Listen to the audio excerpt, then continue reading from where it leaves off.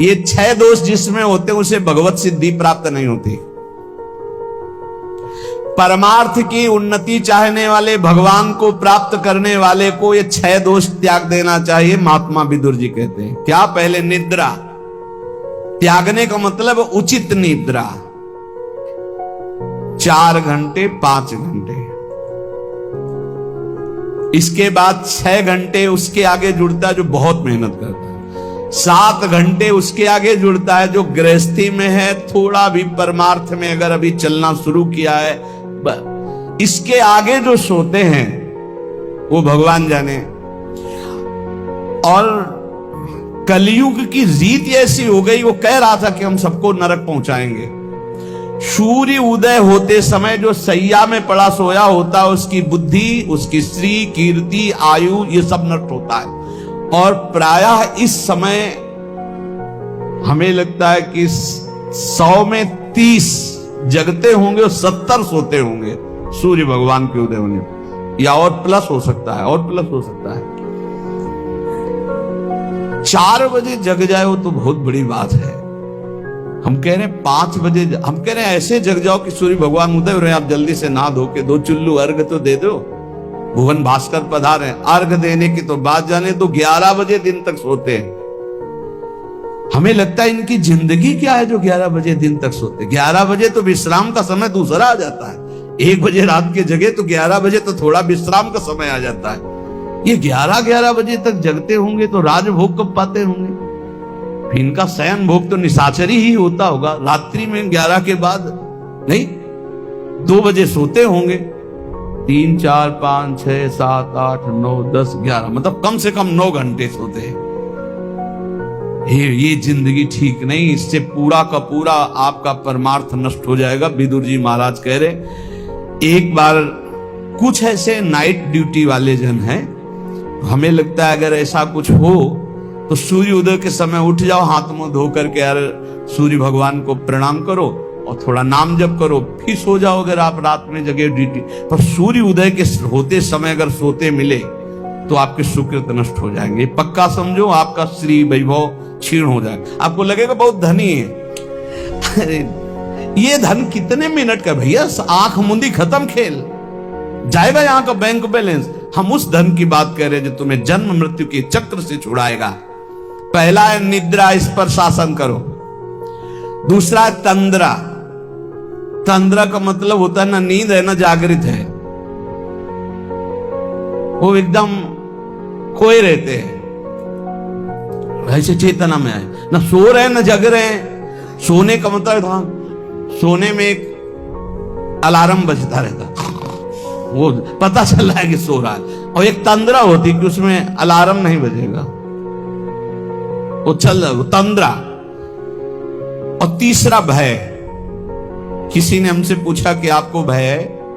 मुझे लगता है आपको कभी कोई भय नहीं, क्योंकि आपका सत्संग सुनते हैं। उनका एक भय है, एक भय हर समय बना रहता है कि लाखों की श्रद्धा है, हे भगवान कभी हमारे द्वारा मन वचन कर्म से ऐसा कोई कार्य न बन जाए जिससे किसी की श्रद्धा नष्ट हो जाए, उसका भगवत मार्ग रुक जाए। बस एक बात का भय रहता है, हमारे द्वारा कहीं कोई ऐसी वचन न निकल जाए किसी को पीड़ा पहुंचे, हमारे द्वारा कोई ऐसा कर्म न बन जाए जिससे किसी की श्रद्धा नष्ट हो जाए। क्योंकि संतों पर श्रद्धा बहुत समय के बाद होती है। समय समय पर ऐसा भगवान का एक संत की क्रिया से लाखों संतों की प्रति अश्रद्धा हो जाएगी। हे प्रभु कभी हमारे द्वारा ऐसा आचरण न बने, हमारे वचन ऐसे न निकले, हमारा कोई ऐसा भाव न हो जिससे किसी की श्रद्धा का नाश हो। इस बात से भय लगता है। बस किसी की श्रद्धा नष्ट ना हो, हमारी गति दुर्गति को से कोई फर्क नहीं, सामने वाले की गति ना बिगड़े, उसका भाव मंगल मन रहे, हमारे अंदर कोई ऐसी वार्ता ना आ जाए, कोई ऐसा दोष ना आ जाए जिससे किसी को भाव बिगड़ जाए। बस एक भय रहता है, और ये भय भजन बढ़ाने में काम आता है। यही डरपि हरिवंश हित, जिनो भ्रमय गुण सलिल पर, जी नामन मंगल लोक त्यों सुहरिपद भज न विलंब कर। इस डर से डरते रहना चाहिए कि कहीं हमें माया की त्रिगुणात्मिका वृत्ति फिसला न दे। इसलिए हर समय जिनका नाम तीनों लोकों का मंगल करने वाला है, उन हरि का जप करते रहना चाहिए। राधा राधा हरि हरि, और भय, ये अन्य भय भगवान की प्राप्ति में बाधा पहुंचा देगा।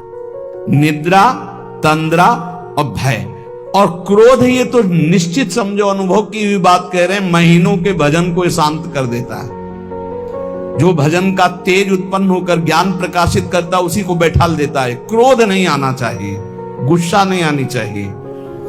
और आलस्य, ये आलस्य भजन मार्ग में बहुत ही घातक है।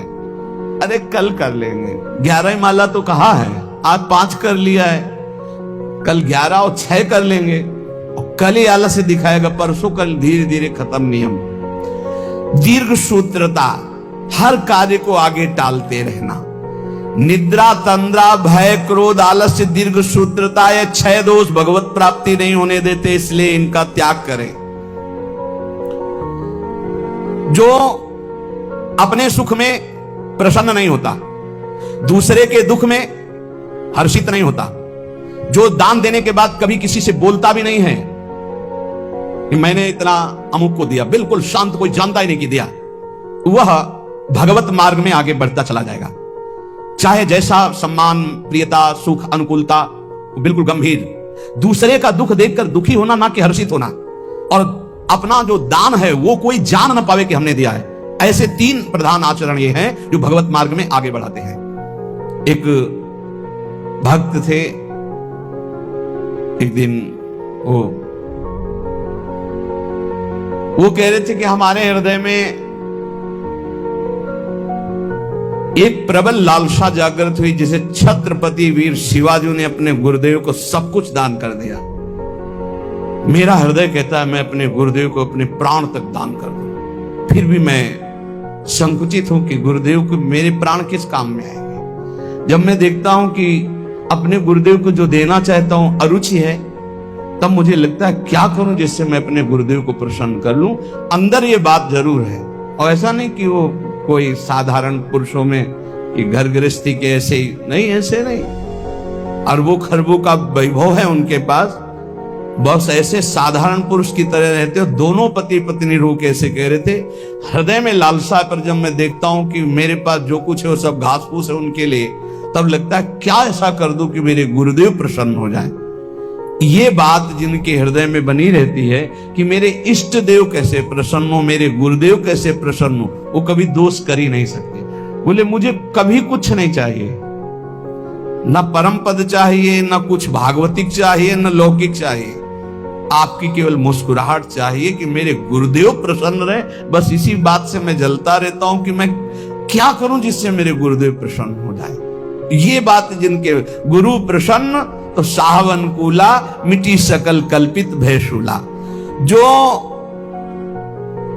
समुद्र पर्यंत पृथ्वी का वैभव प्राप्त होने पर भी खुश नहीं होता, ये खुशी का विषय नहीं, खुशी का विषय है भगवान की प्राप्ति होना। जो प्रचुर धनराशि का स्वामी होकर भी उसका भोग नहीं करता, अपनी इंद्रियों को वश में करके उतना ही उचित। एक हमने देखा बड़ा वैभव था, लेकिन वो उतना ही प्रयोग करते थे जितना, अगर उनको 100 ग्राम पानी की जरूरत है तो 5 ग्राम पानी भी एक्स्ट्रा नहीं गिरने देंगे। कहते प्रकृति का है ये, उतना ही लो जितना आपको जरूरत है, बिजली उतना ही लो जितनी जरूरत है, वस्तु बहुत है लेकिन उतना ही प्रयोग करो जितना जरूरत है, वो प्रकृति की है, भगवान ने आपके हिस्से में दी, प्रकृति की सेवा में लगा दो। समुद्र पर्यंत पृथ्वी का वैभव, प्रचुर धनराशि का स्वामी होकर भी जो अपनी इंद्रियों पर अधिकार रखता है, फूला नहीं होता, अभिमान नहीं करता, उचित प्रयोग करके दूसरों की सेवा में लगाता है, वो भगवत प्राप्ति के लिए आगे बढ़ जाता है। और जो उसका इंद्रियों के वश होकर भोगों में व्यतीत करता है, वो ऐश्वर्य से भी भ्रष्ट हो जाता है और दुर्गति को प्राप्त होता है। अनुसूयायां आर्जवम शौचम संतोषा प्रिवादिता दमः सत्य मनायासो न भवन्ति दुरात्मना। किसी के गुणों में दोष ना देखना, सरल स्वभाव रखना, पवित्र वस्त्र, पवित्र शरीर, पवित्र विचार रखना, संतोष, प्रिय वचन, इंद्रियों को भोगों से हटाना, सत्य भाषण करना और क्लेश तनिक भी मन में ना आने देना। संतुष्टायन के हर स्थिति में प्रसन्न रहना सीखो। बोले ये भगवत प्राप्त होने वाले पुरुष के लक्षण हैं। फिर देख लो, किसी के गुणों में दोष न देखना, अर्थात किसी में दोष दर्शन न करना, किसी में भी। एक ने 2-3 दिन पहले कार्तिक में प्रश्न किया कि हमारा संतों के प्रति दोष दर्शन होता है, क्यों? क्या आपको दोष दर्शन होता है? क्या आप संतों से? पता नहीं, ऐसे ही मन हमारा नहीं। हमका तुम्हारा मन पापी है इसलिए दोष दर्शन करता है, पाप है तुम्हारे अंदर इसलिए दर्शन होता है। अगर पवित्र हो जाए भी, चश्मा ठीक हो तो देखो आप। बोले कई बार जैसे सत्संग सुनते हैं, सब बातें सुनते हैं तो विश्वास नहीं होता। तो अशुभ कर्म करने वाले को विश्वास होगा, पापात्मा को विश्वास होगा। पापवंत कर श्रेष्ठ स्वभाव, भजन मूर्ति भाव न काओ। अशुद्ध आचरण करोगे, दूसरों पर दोषारोपण करोगे। अभी अपना चश्मा ठीक कर देख, भगवान के सिवा कोई नहीं है, सच्चिदानंद प्रभु के। बोले मन मेरे बस में नहीं। हमका नहीं, उसको डांटिए। बोले भी नहीं है बस में। तो हमका आप अपनी बेटी की तरफ गंदी दृष्टि से देख सकते हो? बोले नहीं। उनका बहन की तरफ? बोले नहीं। तो गुरु की तरफ कैसे देख सकते हो? केवल बकवास। ऐसा तुम्हारा मन है?